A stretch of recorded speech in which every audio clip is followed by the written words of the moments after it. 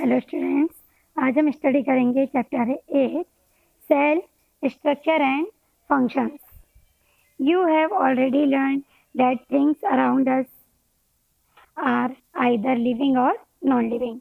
ये हम पहले पढ़ चुके हैं कि हमारे आसपास जो भी थिंग्स होती हैं वो लिविंग होती हैं या नॉन लिविंग होती है। Further you have recalled that all living organisms carry out certain basic function. ये भी हमने देखा है कि कुछ जो अभी हम देखेंगे कि जो लिविंग ऑर्गेनिज्म है, ठीक है, वो क्या करते हैं, उनके कुछ बेसिक फंक्शन होते हैं सबके। Can you list the function this function? आप क्या लिस्ट बना सकते हो इनके? Different set of organs perform the various function you have listed. अब आप देखोगे कि जब आपने लिस्ट बनाई होगी तो उसमें आप देखोगे कि डिफरेंट जो ऑर्गन्स होते हैं वो डिफरेंट फंक्शन को परफॉर्म करते हैं। In this chapter you shall learn about the basic structure unit of an organ which is the cell. इस चैप्टर में हम पढ़ेंगे कि जो ऑर्गन्स का बेसिक स्ट्रक्चर होता है, स्ट्रक्चर यूनिट होती है सेल, उसकी स्टडी करेंगे। सेल में be compare to bricks. Cell जो होती है उसको हम ब्रिक्स से कंपेयर कर सकते हैं। Bricks are assembled to make a building. Bricks से असेंबल्ड होकर क्या बनाती हैं? बिल्डिंग बनाती हैं। इसी तरह से जो सेल्स है वो ज्वाइंट होकर क्या बनाती हैं? हमारे बॉडी के ऑर्गन्स को बनाती हैं। Cells are assembled to make the body of every organism. Now we will discuss about discovery of the cell. Robert Hooke in 1665 observed slice of cork under a simple magnifying device. जो 1665 में Robert Hooke ने क्या करा था? Magnifying device, simple magnifying device में जब cork की slice को रख के ऑब्जर्व करा था। Cork is a part of bark of a tree. जो कॉर्क है वो क्या है? एक ट्री का एक बार्क का पार्ट होता है। He took thin slice of cork and observed them under a microscope. उन्होंने कॉर्क की स्लाइस का उन्होंने कॉर्क की एक थिन स्लाइस ली और उसको माइक्रोस्कोप में ऑब्जर्व किया। He noticed partition boxes or compartment in the cork slice. उसमें कुछ जो पार्टीशन वाले बॉक्सेस थे या कंपार्टमेंट थे उस स्लाइस में। These boxes appeared like a honeycomb. और ये बॉक्सेस कैसे दिखाई दे रहे थे? हनीकॉम्ब के स्ट्रक्चर जैसे दिखाई दे रहे थे। He also noticed that one box was separate from the other by a wall or partition. तो जो उन्होंने ये भी देखा कि एक बॉक्स दूसरे बॉक्स से एक पार्टीशन के थ्रू सेपरेट है। Who coined the term cell for each box? Her box जो ईच बॉक्स को उन्होंने क्या नाम दिया? Cell. What Hooke observed as boxes or cell in the cork were actually dead cells. Cells of living organism could be observed only after the discovery of improved microscope. Improve microscope की discovery के बाद में living organisms की cell को क्या कर सके? Observe कर सके थोड़े टाइम के बाद में। जब इम्प्रूव माइक्रोस्कोप डिस्कवर हुआ तो जो लिविंग ऑर्गेनिजम्स की सेल को क्या करा?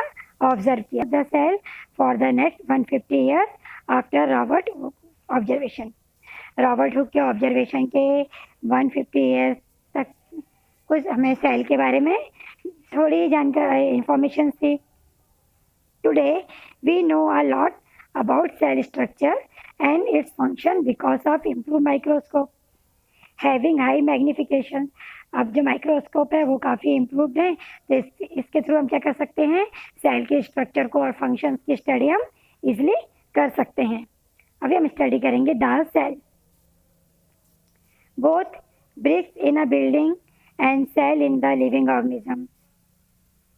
जैसे कि बिल्डिंग में क्या होती है? ब्रिक्स होती है, और जो लिविंग ऑर्गेनिज्म की बॉडी में क्या होती है? उसी तरह से सेल्स उनका बेसिक स्ट्रक्चर होता है, बेसिक स्ट्रक्चर यूनिट होता है। ठीक है, जैसे रूम बना तो वो किससे बेसिक उसकी यूनिट क्या होगी? ब्रिक्स से ही बनेगा जो रूम होगा। इसी तरह से हमारा जो बॉडी होता है वो किसके बस का स्ट्रक्चरल यूनिट क्या होती है? सेल। हमारी बॉडी किससे बनती है? सेल से। The building through build of smaller bricks have different design, shape and size, है ना। ब्रिक्स से डिफरेंट डिजाइन, शेप और साइज, इससे क्या होता है? अलग अलग बिल्डिंग का डिजाइन होता है। Similarly in the living world organism differ from one another but all are made of cell. इसी तरह से तो सारी बिल्डिंग्स क्या होती हैं? ब्रिक्स से बनती हैं, पर सबका शेप, साइज और स्ट्रक्चर अलग अलग होता है। इसी तरह से जो लिविंग ऑर्गेनिजम्स होते हैं उन सबकी बॉडी भी सेल से बनती है, पर उन सबका स्ट्रक्चर क्या होता है? डिफरेंट होता है। Cells in the living organism are complex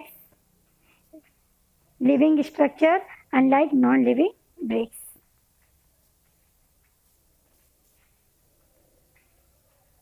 ये देखो आपको ब्रिक्स का बताया है, ब्रिक्स से बॉल का फॉर्मेशन हुआ।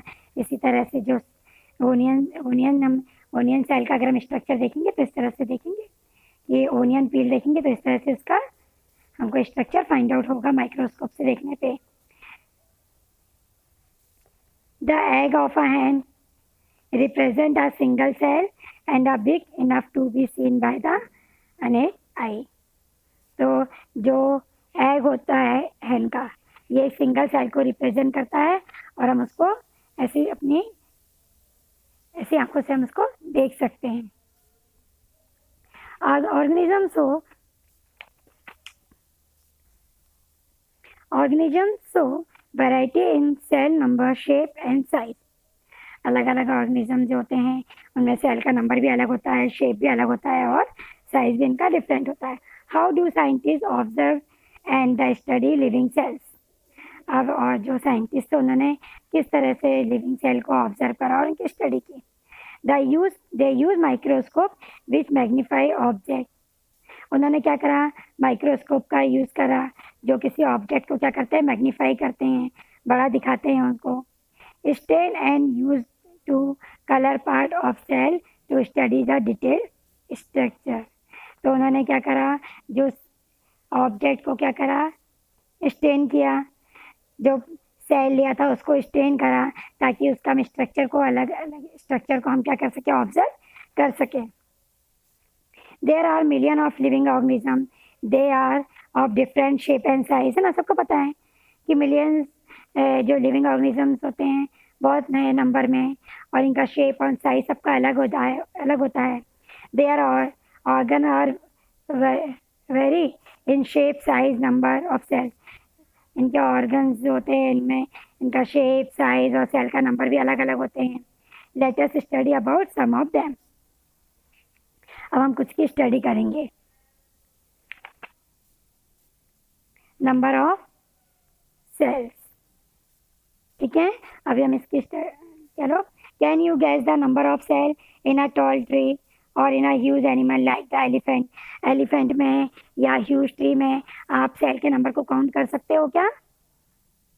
The number runs into billion and trillions. इनमें जो सेल्स का नंबर होगा वो बिलियन और ट्रिलियंस हो सकता है। Human body has trillions of cell which vary in shape and size. तो जो ह्यूमन में जो सेल्स होती हैं वो ट्रिलियंस के आसपास हो सकती हैं, क्योंकि सबका शेप, साइज अलग अलग होता है।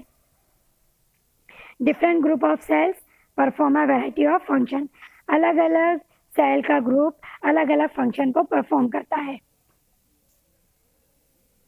Single cell organism perform all the necessary function that multicellular organism perform. Single cell organism भी उन सारी एक्टिविटी को परफॉर्म करते हैं जो मल्टीसेलुलर ऑर्गेनिज्म करते हैं। A single cell organism like amoeba capture and digest food. ये जो सिंगल सेल ऑर्गेनिज्म अमीबा है ये भी क्या करता है? फूड को कैप्चर करता है, डाइजेस्ट करता है, रेस्पायर करता है, एक्सक्रीट करता है, ग्रो होता है एंड रिप्रोडक्शंस करता है। Similar function to multicellular organisms. जैसे फंक्शन मल्टीसेलुलर ऑर्गेनिजम्स में होते हैं, डाइजेशन, रेस्पिरेशन, एक्सक्रीशन, सब उसी तरह से यूनिसेलुलर ऑर्गेनिज्म में भी फंक्शंस होते हैं। Similar function in the multicellular organisms are.